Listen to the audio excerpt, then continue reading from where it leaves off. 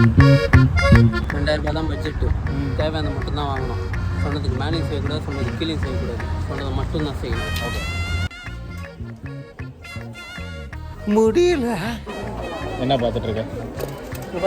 Tiffin box மாதிரி இருக்குது box. இதுதான் நமக்கு தேவையா?